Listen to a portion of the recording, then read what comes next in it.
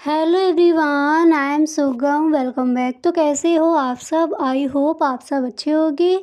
स्वागत है आप सभी का कि अपने एसपी स्टडी यूट्यूब चैनल पर। तो गाइस, यहाँ पर आज हम क्या देखने वाले हैं गाइस? यहाँ पर आज हम देखेंगे कुछ ऐसे सेंटेंसेस जिनको आप सुबह से लेकर शाम तक बोलते हो। ठीक है, यानी दिन भर बोले जाने वाली जो आपकी इंग्लिश है उसको यहाँ पर आज हम देखने वाले हैं। तो गाइस, ये वीडियो आपको एंड तक देखना है। वीडियो को आप बिल्कुल भी स्किप ना करें। ठीक है, तो गाइस यहाँ पर आपका पहला सेंटेंस है कि दरवाजे को आधा खुला रखो। ये सेंटेंस अक्सर आप बोलते होगे अपने घरों में।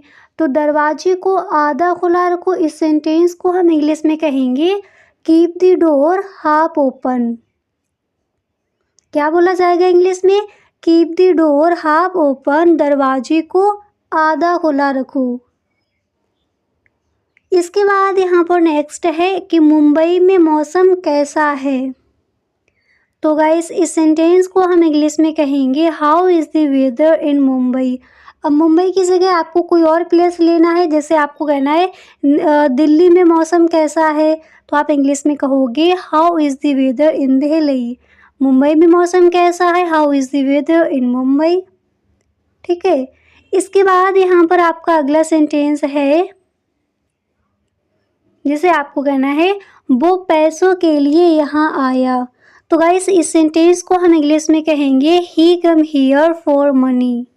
ही कम हियर फॉर मनी, वह पैसों के लिए यहाँ आया। कोई और चीज़ के लिए यहाँ आया तो मनी की जगह उसको आपको रख देना है। अगर गाइस आपको यही कहना है, जैसे आपको कहना है तुम्हारे लिए यहाँ आया, तो आप इंग्लिश में कहोगे ही कम हियर फॉर यू। वो पैसों के लिए यहाँ आया तो यहाँ पर मनी हो जाएगा। नेक्स्ट है जिसे आपको कहना है तुम ऑफिस कैसे जाते हो। तो गाइस, इस सेंटेंस को हम इंग्लिश में कहेंगे how do you go office. How do you go to office.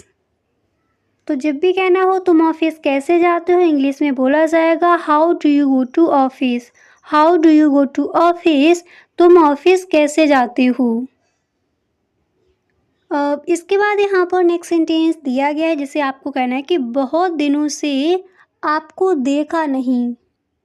तो इसको हम इंग्लिश में कहेंगे लॉन्ग टाइम नो सी, या फिर इस तरह से भी आप बोल सकते हो long time no see you. बहुत दिनों से आपको देखा नहीं। अगर आपको यही कहना हो कि बहुत दिनों से देखा नहीं, तो आप इंग्लिश में कहोगे लॉन्ग टाइम नो सी। लॉन्ग टाइम नो सी, बहुत दिनों से देखा नहीं, या फिर बहुत दिनों से आपको देखा नहीं। ठीक है, इसके बाद यहाँ पर नेक्स्ट सेंटेंस है जैसे आपको कहना है कि मौसम अचानक खराब हो गया। मौसम अचानक खराब हो गया, तो इसको हम इंग्लिश में कहेंगे the weather has suddenly turned bad. The weather has suddenly turned bad, मौसम अचानक खराब हो गया। इंग्लिश में क्या बोला जाएगा? इंग्लिश में हम इस सेंटेंस को कहेंगे the weather has suddenly turned bad. The weather has suddenly turned bad, मौसम अचानक खराब हो गया, सडनली खराब हो गया। इसके बाद अगला सेंटेंस है जिसे आपको कहना है कि मैंने जुलाई में कंपनी छोड़ी। तो इसको हम इंग्लिश में कहेंगे I left the company in July. अब जैसे आपको कहना है कि मैंने जुलाई में पढ़ाई छोड़ी, तो कंपनी की जगह आपको स्टडी कर देना है। ठीक है, अगर यही कहना हो कि मैंने जुलाई में कंपनी छोड़ी या मैंने जुलाई में जॉब छोड़ी, तो आप इंग्लिश में कहोगे I left the company in July. I left the job in July, इस तरह से। इसके बाद यहाँ पर अगला सेंटेंस है कि तुम कौन सी फिल्म देखना पसंद करोगी। ये सेंटेंस अक्सर आप बोलते होगे। तो गाइस, इसको हम इंग्लिश में कहेंगे which movie would you like to watch. Which movie would you like to watch, तुम कौन सी फिल्म, तुम कौन सी मूवी देखना पसंद करोगी। इंग्लिश में क्या बोला जाएगा? इंग्लिश में कहेंगे which movie would you like to watch. Which movie would you like to watch. Next है मजाक मत बनाओ। तो इस सेंटेंस को हम इंग्लिश में कहेंगे don't make fun of him. इस तरह से आप बोलते हो उसका मजाक मत बनाओ। तो इंग्लिश में क्या बोला जाएगा? इंग्लिश में हम इस सेंटेंस को बोलेंगे don't make fun of him. उसका मजाक मत बनाओ, या फिर यही कहना हो मजाक मत बनाओ, तब भी इस तरह से आप इंग्लिश में कहोगे। और don't make fun of him, don't make fun of him. इसके बाद नेक्स्ट सेंटेंस है जिसे आपको कहना है कि हम भी लाचार हैं। तो इस सेंटेंस को हम इंग्लिश में कहेंगे we too are helpless, we too are helpless. हम भी लाचार हैं, इंग्लिश में क्या मतलब कोई मदद नहीं कर सकते।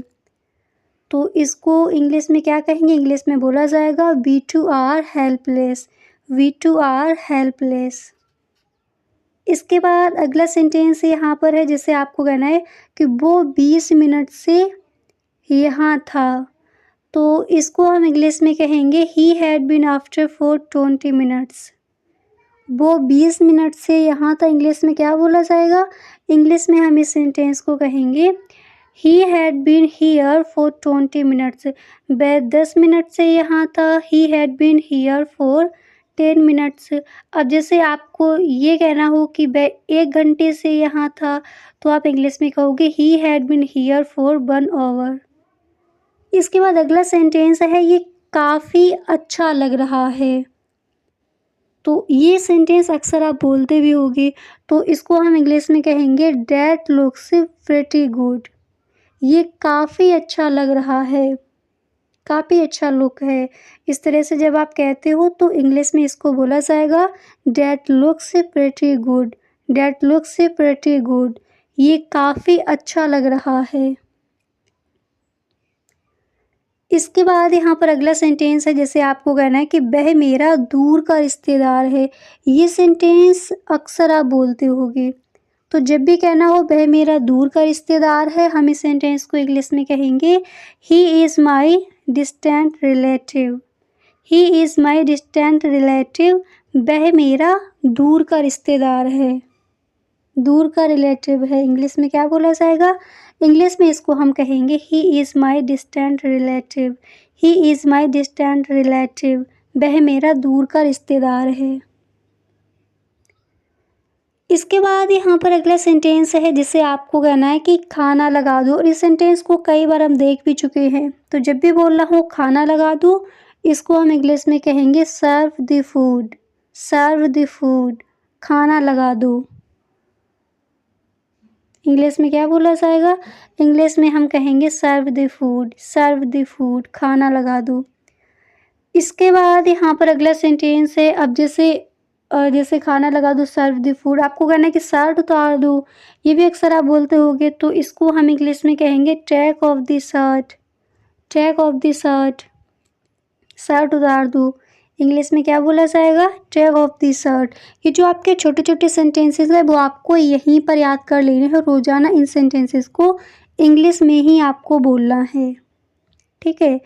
इसके बाद यहाँ पर अगला सेंटेंस है, अब जैसे शर्ट उतार दो, टेक ऑफ द शर्ट, खाना लगा दो, सर्व द फूड, आपको कहना है कि मशीन चलाओ। तो इस सेंटेंस को हम इंग्लिश में कहेंगे operate the machine, operate the machine, machine चलाओ। इंग्लिश में क्या बोला जाएगा, हम इस सेंटेंस को इंग्लिश में कहेंगे operate the machine, operate the machine, machine चलाओ, ठीक है। इसके बाद यहाँ पर नेक्स्ट सेंटेंस है जिसे आपको कहना है क्या तुम अपना बच्चा नहीं संभाल सके, क्या तुम अपना बच्चा नहीं संभाल सके। तो इस सेंटेंस को इंग्लिश में बोला जाएगा can't you take care of your kid, can't you take care of your kid, क्या तुम अपना बच्चा नहीं संभाल सके। इस तरह से आप कहते हो क्या तुम अपने बच्चे की केयर नहीं कर सके, तो इंग्लिश में क्या बोला जाएगा, इंग्लिश में हम इसको कहेंगे can't you take care of your kid, can't you take care of your kid, क्या तुम अपना बच्चा नहीं संभाल सके। इसके बाद यहाँ पर अगला सेंटेंस है जिसे आपको कहना है शाबाश प्यारे। तो इसको हम इंग्लिश में कहेंगे well done dear, well done dear, शाबाश प्यारे, वेल डन डियर, क्लियर। इसके बाद यहाँ पर नेक्स्ट है जैसे आपको कहना है कि बात उसके कान में डाल दो। ये सेंटेंस अक्सर आप बोलते होगे, जैसे कोई भी बात हो उसको भी बता दो, साथ में कोई है उसको बता दो, इस तरह से आप कहते हो बात उसके कान में डाल दो। तो इंग्लिश में इसको हम कहेंगे bring it to his notice, bring it to his notice, बात उसके कान में डाल दो। इंग्लिश में क्या बोला जाएगा? इंग्लिश में आप इस तरह से बोल सकते हो कि bring it to his notice, bring it to his notice. इसके बाद यहाँ पर अगला सेंटेंस है, जैसे आपको कहना है कि क्या तुम पढ़ने के लिए अक्सर पुस्तकालय आते हो? पुस्तकालय यानी लाइब्रेरी आती हो।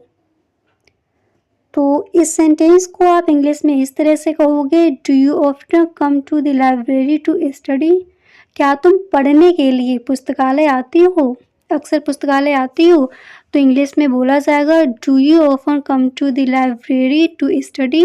Do you often come to the library to study? क्या तुम पढ़ने के लिए अक्सर लाइब्रेरी आती हो? ठीक है, तो इस तरह से हम इस सेंटेंस को इंग्लिश में कहेंगे। तो आई होप ये आपको याद हो गया होगा। जब भी कहना क्या तुम पढ़ने के लिए अक्सर पुस्तकालय आती हो, आप इंग्लिश में कहोगे, do you often come to the library to study? ठीक है, इस तरह से हम इन सेंटेंसेस को इंग्लिश में कहेंगे।